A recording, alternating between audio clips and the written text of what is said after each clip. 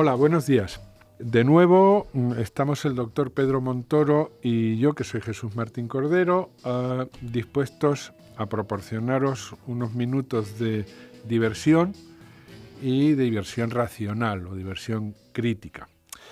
En un programa al que le hemos cambiado el nombre.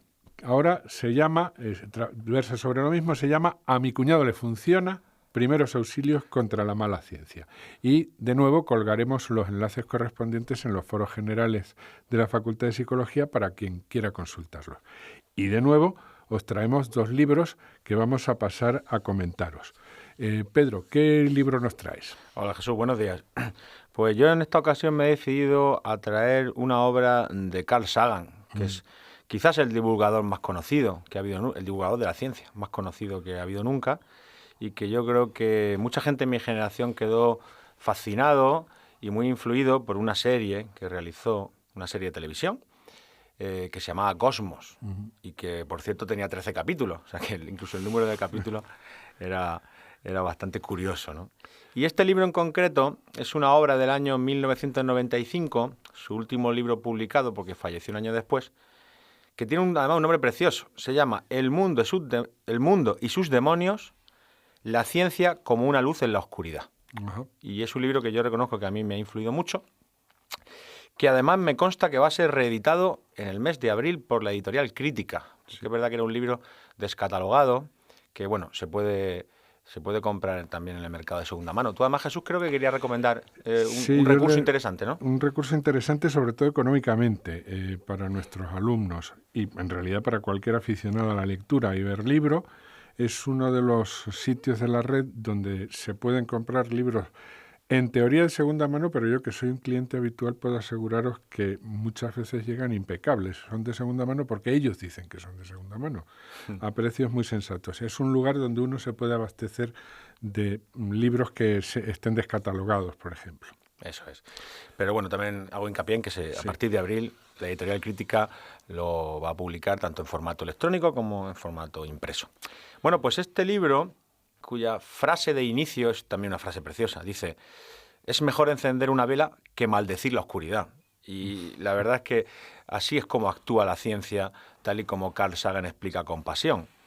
Porque que es quizás su libro más personal, que está pleno de historias entrañables de su propia infancia, de cómo él descubrió la ciencia, de cómo él comenzó a interesarse por la astronomía, por las estrellas del cielo, pues a través de esas anécdotas, algunas propias, otras de las que ha vivido en su época, transmite la pasión por la ciencia y el conocimiento y actúa como un promotor del pensamiento crítico, del pensamiento racional, del pensamiento escéptico y del método científico. Uh-huh. Y quizá una de sus grandes ventajas, a través de 25 capítulos, pues la verdad es que es una obra monumental, pues hablamos de 400 páginas, es que proporciona una serie de heurísticos, una serie de reglas para poder discriminar la pseudociencia o la mala ciencia de la ciencia genuina. Sí. Entonces, es capaz de explicar el método científico con un estilo divulgativo que es fascinante y además atraer el interés del lector hacia los últimos descubrimientos de la ciencia. Es verdad que, sobre todo, hablando de la disciplina de la física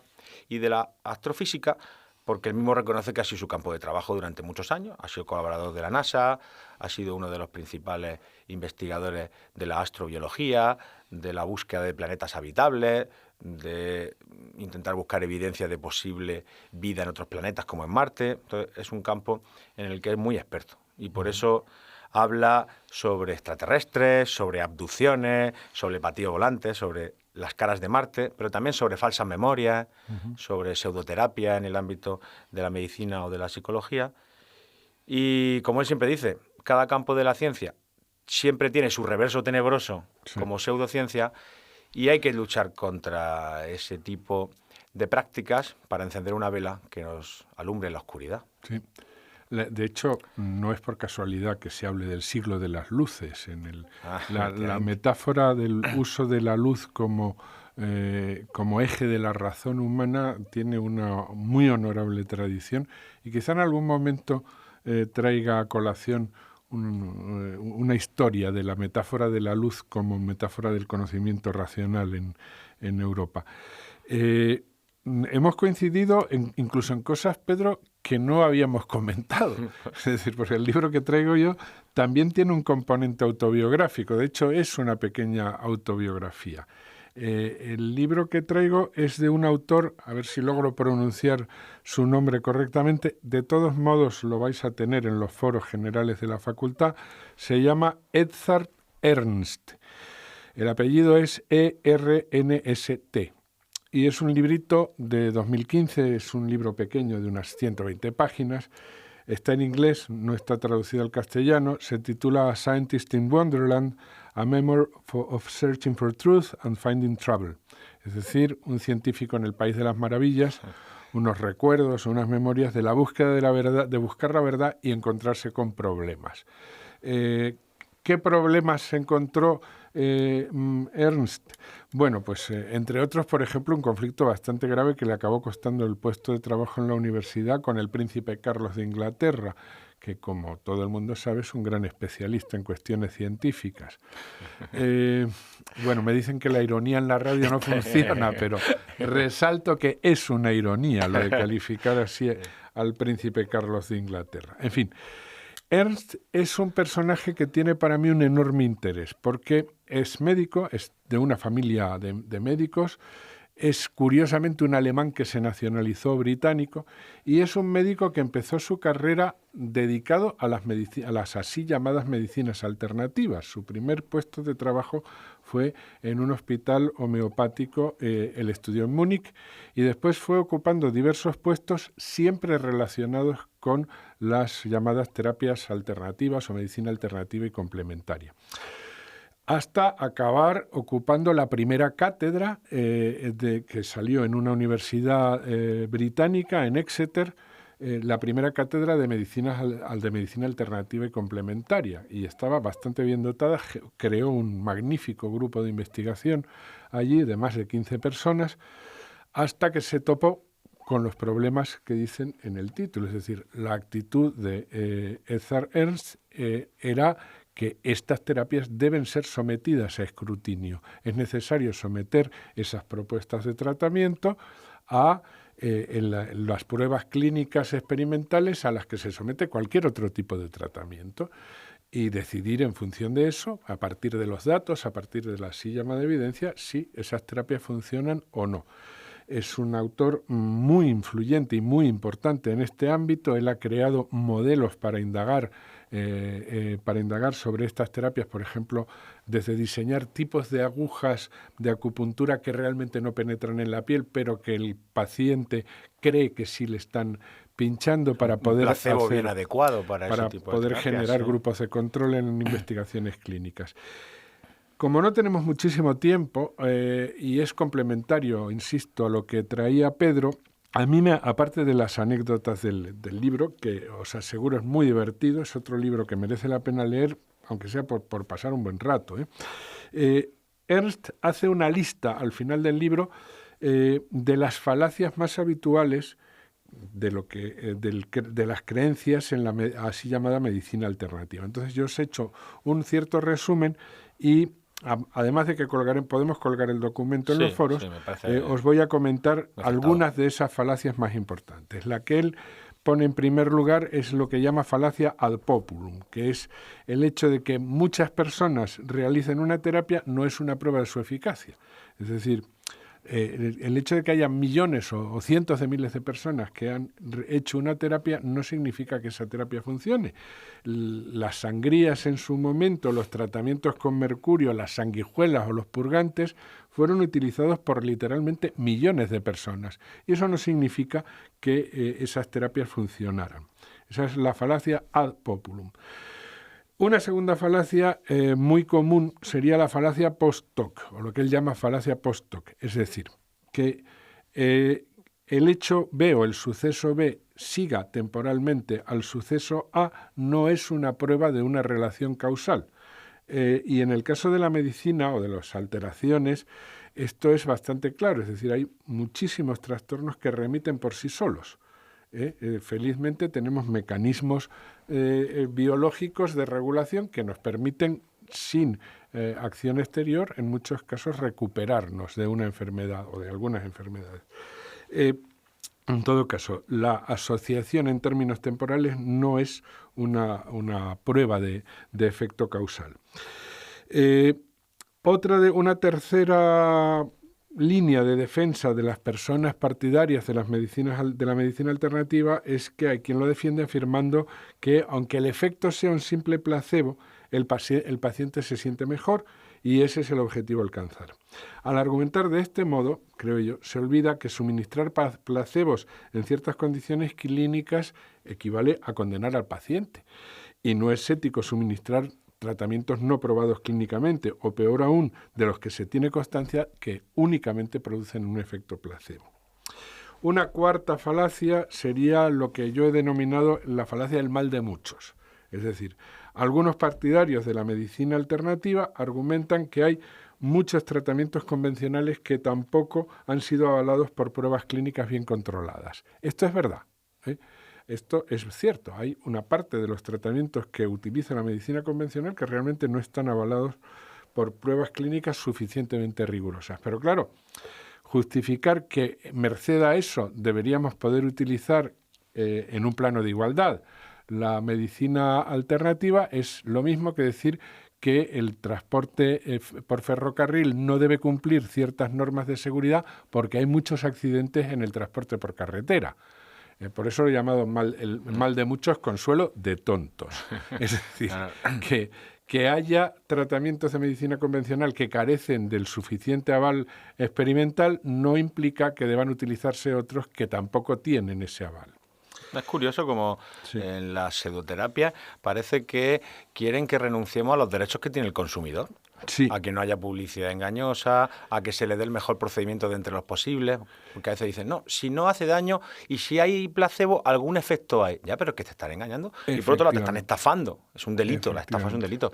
¿Por qué tenemos que renunciar a esos derechos como consumidor, no? Más allá de paciente, que también. Sí, sí, sí. Hay una segunda línea, Pedro, que señala Ernst del argumento o de la falacia del mal de muchos, que consiste en afirmar que algunas terapias convencionales provocan unos efectos secundarios que pueden ser muy molestos para los pacientes, en tanto que las medicinas alternativas no provocarían esos efectos. Esto también es cierto.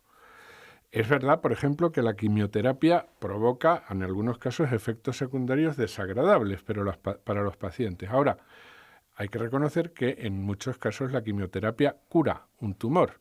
Si en lugar de hacer quimioterapia y sus efectos secundarios desagradables haces terapia floral de Bach, vas a salir de la clínica muy bien perfumado, pero con el mismo tumor que tenías al entrar. Claro. Entonces, ese es otro argumento que una terapia... Hay que recordar que los efectos secundarios como concepto van asociados a unos efectos primarios. Uh-huh. De manera que es verdad que la ausencia de efectos secundarios no quiere decir que no haya efectos primarios, pero los efectos secundarios o los side effects, ¿no?, como llaman los anglosajones, pues a veces es ese mal menor que tenemos que asumir en pos de un efecto real, ¿no? Claro. Hay dos, me voy a limitar a citar otros dos, tal vez tres si me da tiempo, otros tres falacias.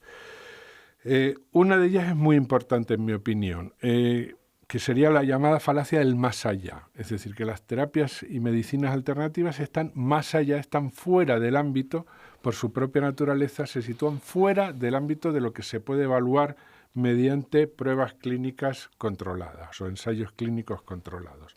Es decir, que por su naturaleza holística, porque en realidad lidian con una serie de energías tan sutiles que no pueden ser medidas, estas terapias no pueden ser evaluadas mediante los procedimientos que aplicamos a cualquier terapia digna de tal nombre en medicina o en psicología.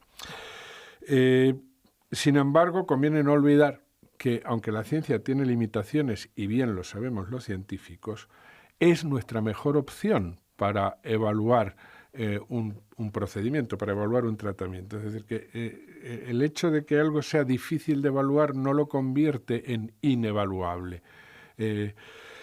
Y, en consecuencia, lo que se sitúa fuera del ámbito de la ciencia, pues, en fin, eso es la fe. La fe puede llevarnos al paraíso o al infierno y, lamentablemente, mucho antes de lo que nos gustaría.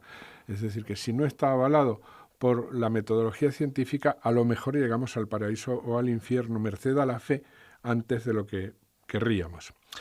Un segundo argumento muy importante y que se utiliza con triste frecuencia es el argumento de autoridad, y que de ahí viene el nuevo nombre de nuestro programa, que la primera versión del argumento de autoridad es "a mi cuñado le funciona". Y entonces hay una serie de discusiones sobre medicina alternativa que pretenden zanjarse con la expresión "a mi cuñado le funciona", y vamos, si a tu cuñado le funciona, pues se acabó, ya no hay más que discutir.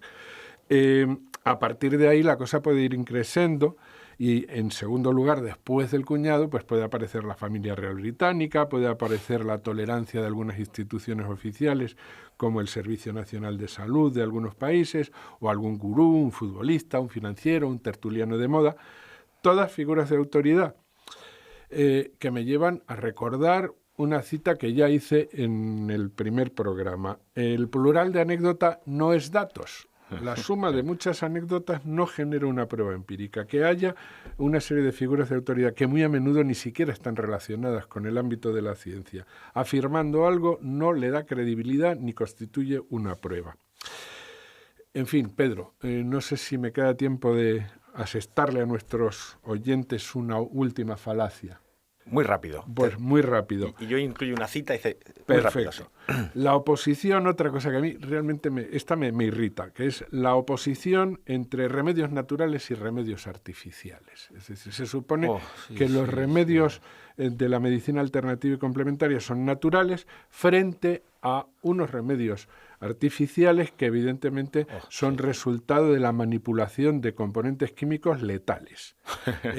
Esta falacia suele cursar asociada a alguna teoría de la conspiración, según la cual pues hay intereses ocultos muy importantes para alejarnos de las terapias naturales y acercarnos a esos productos químicos de laboratorio que son letales.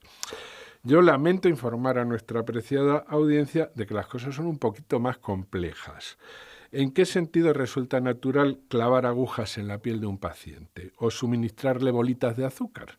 ¿O aplicarle enemas con litros y litros de café templado? Que son todas ellas terapias reconocidas dentro del ámbito de la medicina alternativa. ¿En qué sentido es eso más natural que tomarse una aspirina o hacer quimioterapia? Se me escapa.